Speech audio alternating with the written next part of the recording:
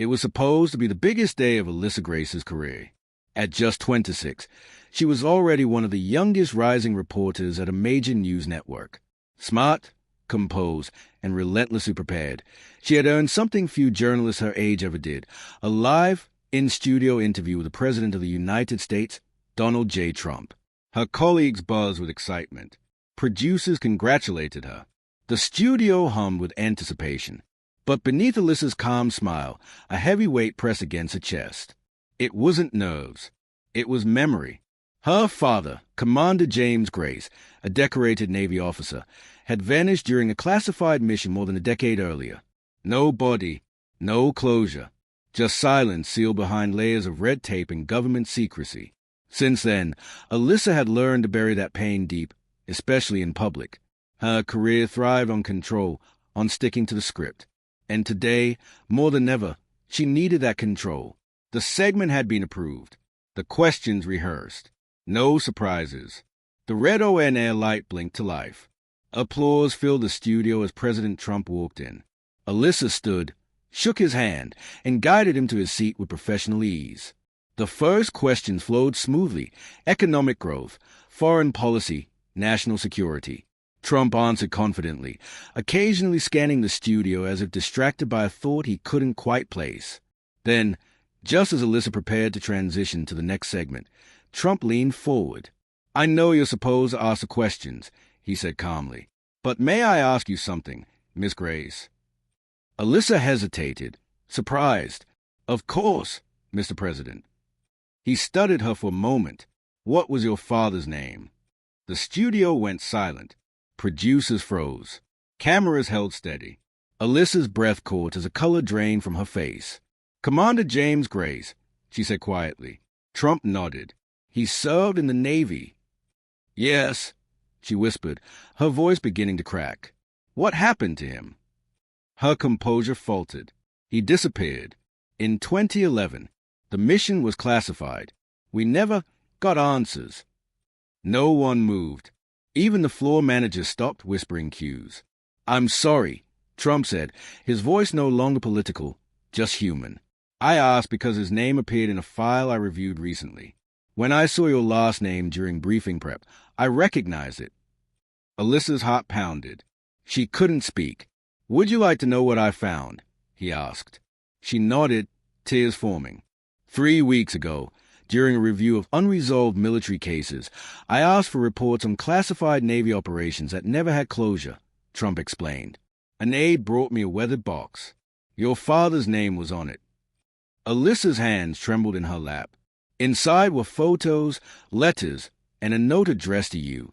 It was never delivered, lost in bureaucracy.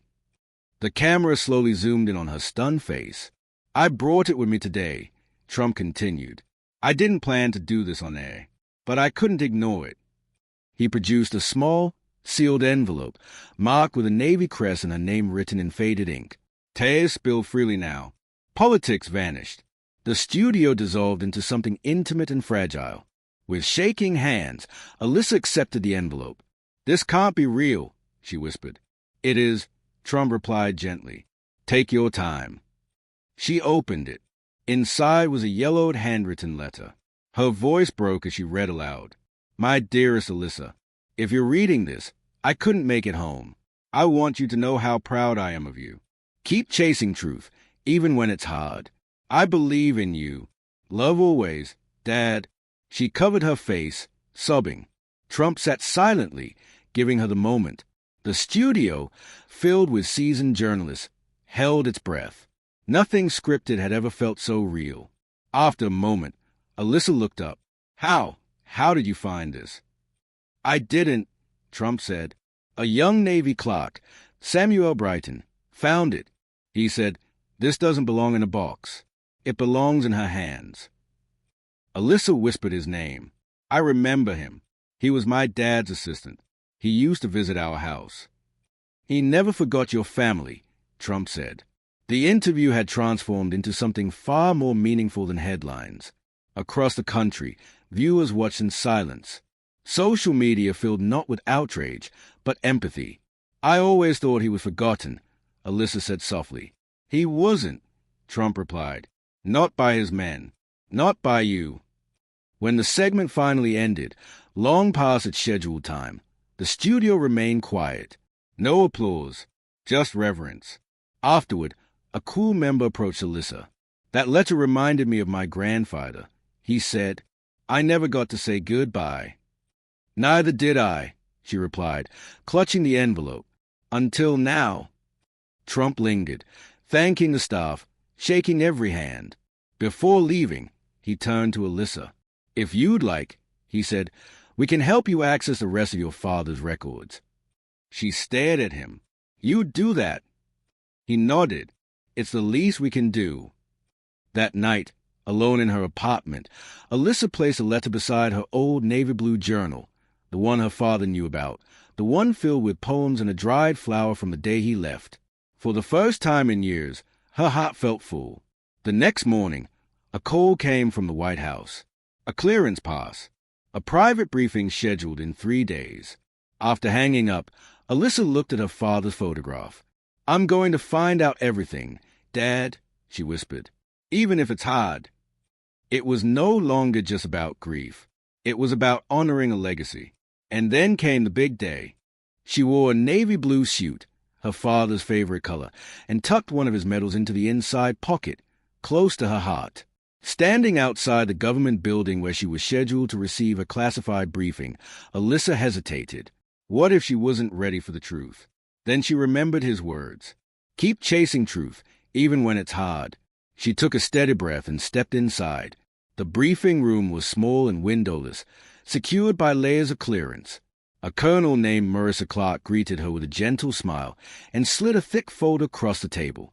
Inside were mission reports, transcripts, maps marked with coordinates, and a heavily redacted statement from someone identified only as Subject K. Alyssa swallowed. "Did my father die in combat?" Colonel Clark paused, choosing her words carefully. "Your father's mission was compromised, but he was never confirmed killed." Alyssa blinked. "You're saying there's a chance he's alive?" Clark hesitated. "We believe he survived the initial ambush. After that, we lost the trail."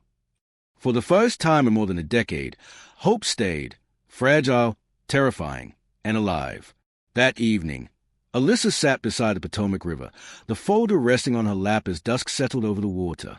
She read every page slowly, absorbing each detail. The journalist in her wanted to expose everything, to demand answers, to question why families like hers had been left waiting in silence. But the daughter in her knew this wasn't just a story. This was her father's life. By the time night fell, she had made a decision. "I will tell this story," she promised herself, "but not as a scandal, as a tribute." With that, her purpose became clear. It was no longer about headlines. It was about healing, hers and others. When Alyssa returned to the studio, she wasn't just a reporter anymore. She was changed. The producer hugged her tightly. "The whole country saw that moment," she said. "We've never had anything so genuine go viral."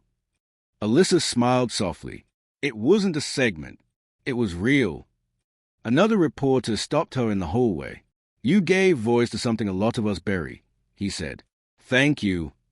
Later that day, the network asked if she would consider a special feature. The letter my father left behind. Alyssa agreed, but on one condition. "I want this to honor every missing or forgotten soldier," she said. "Not just mine." The room nodded in agreement.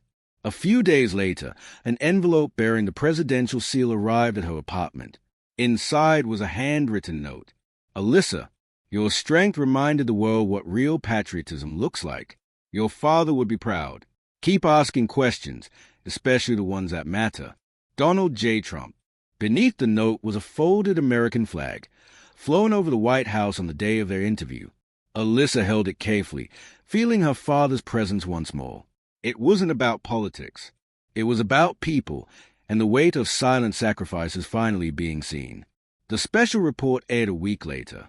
Alyssa narrated with honesty and restraint, sharing her father's story, the unanswered questions, the years of waiting, and the fragile hope that remained.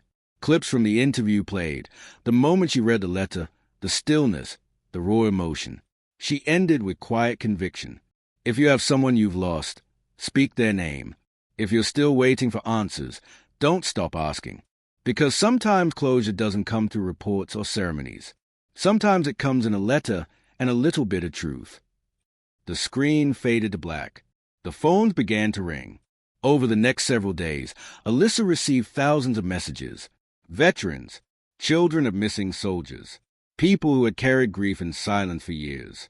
One message read, "Your story gave me the courage to open my brother's journal. It had been sealed for 17 years. Another said, "My son died in Iraq. I thought no one remembered. Watching you made me feel seen." Alyssa read every message, tears falling freely. Her father's story had become a bridge, proof that shared pain no longer had to be carried alone. Then one evening, a call came from a blocked number. It was Elena Carter, the widow of one of her father's squad members. "I never told you," Elena said softly, "but your father saved my husband's life. He carried him half a mile through enemy fire." Alyssa closed her eyes, overwhelmed. "He made sure others got out," Elena continued. "Your dad was the kind of man who lived or died for others." Her heart ached and soared. 6 months later, Alyssa stood at a quiet dedication ceremony at Arlington National Cemetery. A new memorial was being unveiled for those who never came home, but were never forgotten. President Trump stood quietly among the crowd. Alyssa was asked to speak. She held her father's letter in her hands. "I may never get to hug him again," she said, her voice steady.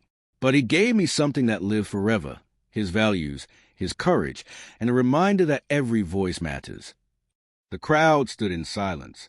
A few saluted. That night, Alyssa sat by her apartment window, watching the sun sink behind the Washington skyline. Her father's photo sat beside the framed letter, bathed in warm light.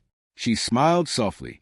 What began as a formal interview had become something far greater, a moment that reconnected past and present, grief and purpose, silence and voice. All because someone asked a simple question. What was your father's name? A question that brought a studio to silence and a daughter back to life.